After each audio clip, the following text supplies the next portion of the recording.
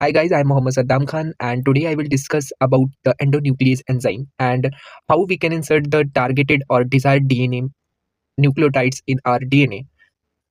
So the definition of endonuclease is that it is an enzyme that cut the DNA strand from the inside or within is called as endonuclease. And the definition of exonuclease is that the enzyme that cut the DNA from the outside or at the end is called as exonuclease.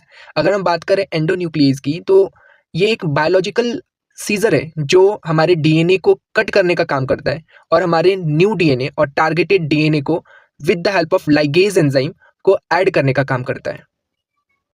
So first of all, it is a paper strip which represent the DNA molecules, and this paper strip represent the desired or targeted DNA molecules, and this is scissor which represent the endonuclease enzymes which cut the DNA molecules at a specific or recognizing site, and this is a DNA ligase which stick or which bind the two fragmented DNA with desired or targeted DNA.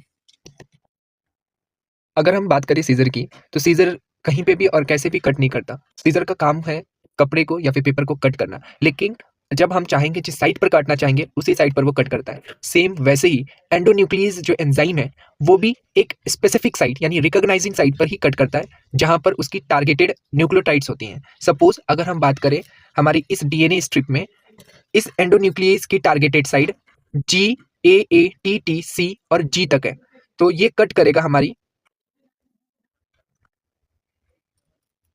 G से इस C के position पर, और ये हमारी DNA fragment जो है separate हो गई. अब ये हमारी जो टारगेटेड डीएनए सेगमेंट है इसको हमें यहाँ पर ऐड करना है लाइक दिस.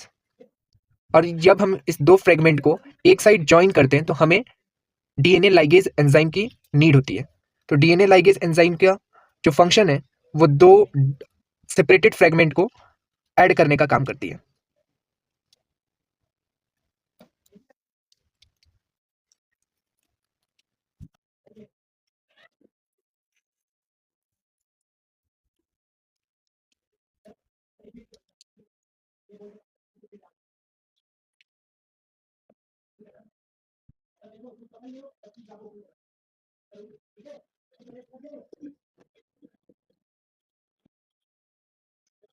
इस तरीके से डीएनए लाइगेज दो अलग अलग डीएनए के फ्रेगमेंट को एक साइड ज्वाइन करता है. So thank you for watching this video.